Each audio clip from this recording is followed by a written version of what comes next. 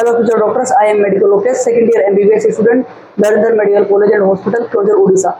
In this video, I am going to tell some important topics of biology. जो topics repeatedly उन टॉपिकों से ही लगातार questions आ रहे हैं, हर साल एक दो क्वेश्चन उससे आ रहे हैं। और यदि आपके पास ये वीडियो पूछा तो इसको जरूर देखें कि ये वीडियो अगर आप पूरा देख लिए तो मैं बोल रहा हूँ कि देखो 10 मिनट में कुछ जाने वाला नहीं है, लेकिन अगर ये वीडियो देख लिया ना आप तो मैं दावे के साथ कह सकता हूँ कि मैं इस वीडियो में वो टॉपिक बताया हूँ पूरे जिससे लगातार एंटी क्वेश्चन पूछ रहा है, जो पीयूआई में हर बार एक दो क्वेश्चन आ रहा है। तो मैं दावे के साथ कह सकता हूँ कि आप 300 प्लस स्कोर कर लोगे। अगर आए हो तो 10 मिनट में कुछ होगा नहीं, पूरा वीडियो देखो, 100% है कि आप 300 प्लस स्कोर करोगे। अब हम पूरी एनसीईआरटी ज्यादा टाइम वेस्ट ना करते हुए शुरू करते कि कौन कौन से टॉपिक है। सबसे पहले अपन 11th करते हैं, उसके बाद अपन 12th करेंगे। चैप्टर वन में जो टेबल नंबर 1.1 है ना, जो वैज्ञानिक नाम वाली, साइंटिफिक नेम वाली, मैंगो होमोसेपियंस जैसे मानव का, मक्खी का, उस टेबल से हर 2 साल में एक क्वेश्चन आ रहा है। तो टेबल मोस्ट इंपोर्टेंट है चैप्टर 1 में, ठीक है। उसके बाद बायोलॉजिकल क्लासिफिकेशन में जो इंपोर्टेंट टॉपिक है वो है, सबसे ज्यादा इंपोर्टेंट है मोनेरा, उसके बाद है वायरस एंड वीरोइड्स, ठीक है। और ये दोनों इंपोर्टेंट है बायोलॉजिकल क्लासिफिकेशन। उसके बाद आ जाता है अपना अगला टॉपिक प्लांट किंगडम में सबसे ज्यादा इंपोर्टेंट है एल्गी। उसके बाद जो टेरिडोफाइटा है ना, तो टेरिडोफाइटा के बेसिकली एग्जांपल और जो उसकी क्लासेज है ना वो बहुत इंपॉर्टेंट है। उसके बाद एनिमल किंगडम में आर्थ्रोपोडा और वर्टिब्रेटा, ये इंपॉर्टेंट है। जो मैं ये टॉपिक बता रहा हूँ बहुत ज्यादा इंपॉर्टेंट है, लगातार यहाँ से क्वेश्चन आ रहा है। उसके बाद मॉर्फोलॉजी में सबसे ज्यादा इंपॉर्टेंट टॉपिक है फ्लावर से हर साल 2 क्वेश्चन आ रहे हैं।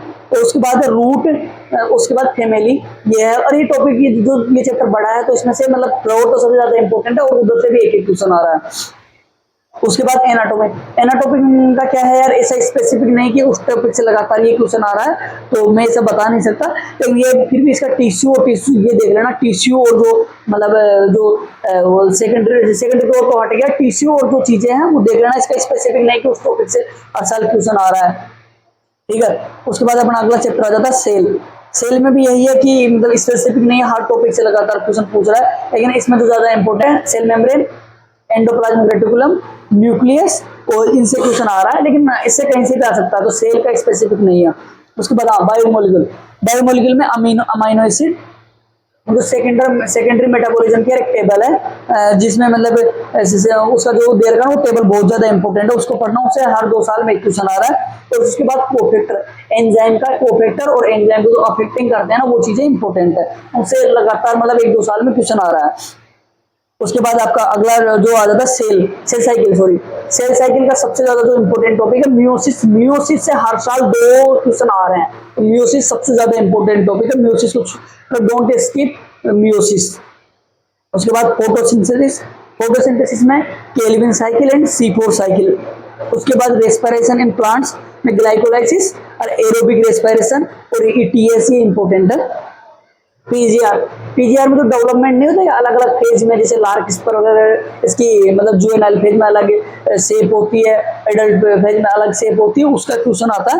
और इसका सबसे ज्यादा इंपॉर्टेंट टॉपिक है पीजीआर जो प्लांट ग्रोथ रेगुलेशन में, सॉरी उसका तो एक नाम है, इसका सबसे ज्यादा इंपॉर्टेंट टॉपिक है हार्मोन बहुत ही ज्यादा इंपॉर्टेंट है, इसे हर साल क्वेश्चन आ रहा है। उसके बाद है आपका क्या ब्रीथिंग वाला चैप्टर, जो ये ह्यूमन में होता है एक्सचेंज ऑफ गैसेज वाला चैप्टर, उसमें सबसे ज्यादा इंपॉर्टेंट है तो रेस्पिरेटरी वॉल्यूम एंड कैपेसिटी सबसे ज्यादा इंपॉर्टेंट है।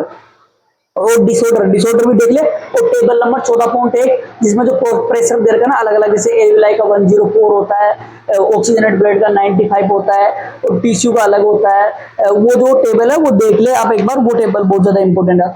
उसके बाद मतलब ये जो बॉडी फ्लूइड एंड सर्कुलेशन, इसमें सबसे ज्यादा इंपॉर्टेंट है कोआगुलेशन से लगभग हर 2 साल में एक क्वेश्चन आ रहा है कि कोआगुलेशन में थ्रोम्बोलिन का क्या काम होता है, थ्रोम्बोकाइनेज का क्या काम होता है।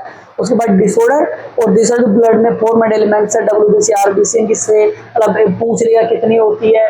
उसके अलावा जो प्रोटीन है, फिब्रिनोजन, एल्बुमिन, ग्लोबुलिन, इनका क्या फंक्शन होता है, ये भी इस सीरीज में।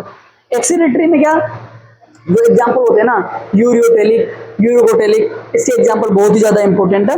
और उसके अलावा जो परमिएबिलिटी मतलब जैसे वो नहीं होता क्या, हैंडल लूप में नीचे जाएगा तो परमिएबल है, अपर वाले में परमिएबल है, असेंडिंग डिसेंडिंग, वो इंपॉर्टेंट है, मतलब जो रिपीटेडली क्वेश्चन आ रहे हैं जहाँ से।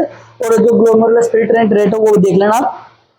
उसके बाद लोकोमोशन में क्या है, एक तो देखो जो डिफरेंस होता है ना बिटवीन मसल्स के, 2 मसल्स के बीच डिफरेंस, मतलब जैसे कार्डियक मसल्स और स्मूथ मसल्स, स्केलेटल मसल्स, इसका डिफरेंस देख लेना।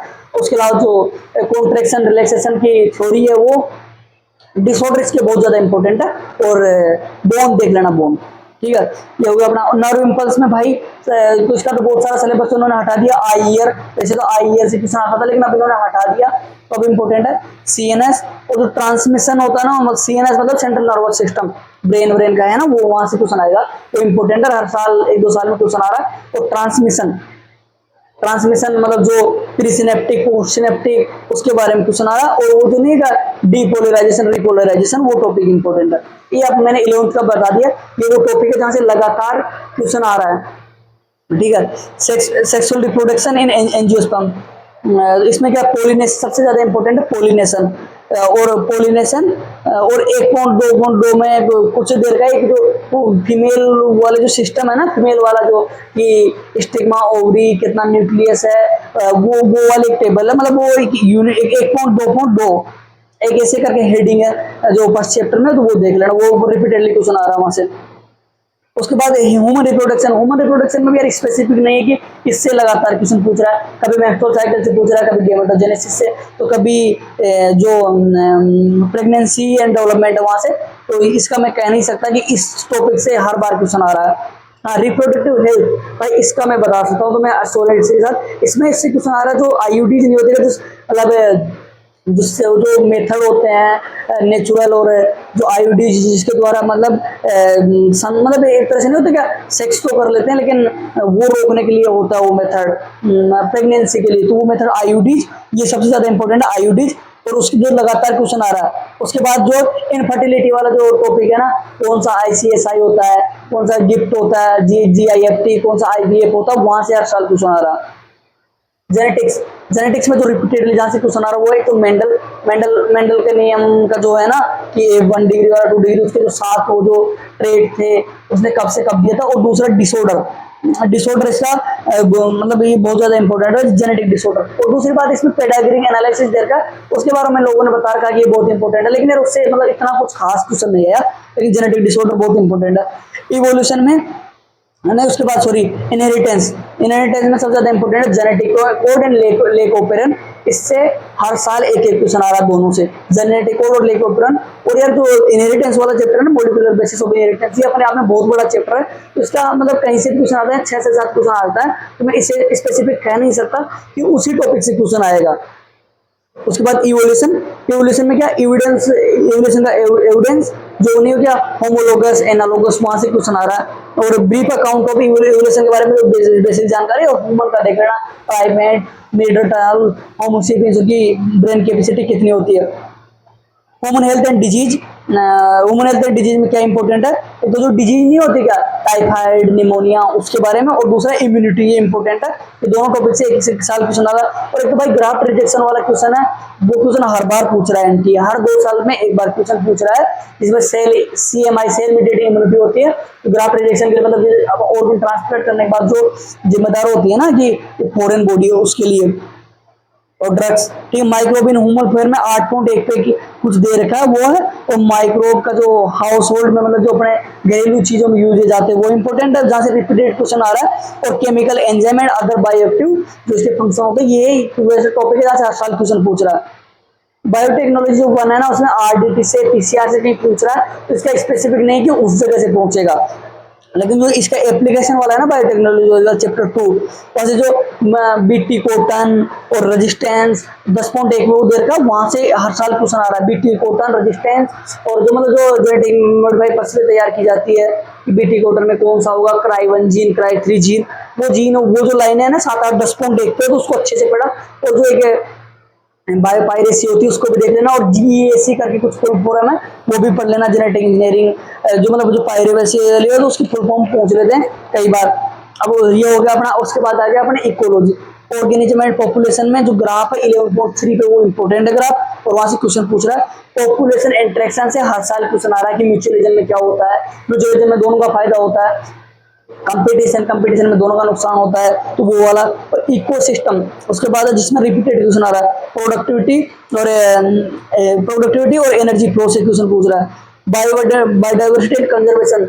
इसमें तो जो सबसे ज्यादा इंपॉर्टेंट है ना, ये जो इसके ग्राफ और जो पाई चार्ट देखा वो एक्स2 इंसू जहां से लगातार क्वेश्चन आ रहा है। और बायोडाइवर्सिटी मतलब लॉस में सबसे ज्यादा किसका काम है, जैसे आवास से विखंडन, मतलब हैबिटेट का जो लॉस हो जाता है वो सबसे ज्यादा बड़ा रीजन होता है। तो ये इंपॉर्टेंट है, मैंने आपको पूरी 12th एनसीईआरटी का बता दिया कि कहाँ से लगातार क्वेश्चन आ रहे हैं, जो मतलब जो रिपीटेडली क्वेश्चन आ रहे हैं, और वहीं से हर साल 1-2 क्वेश्चन आ रहे हैं।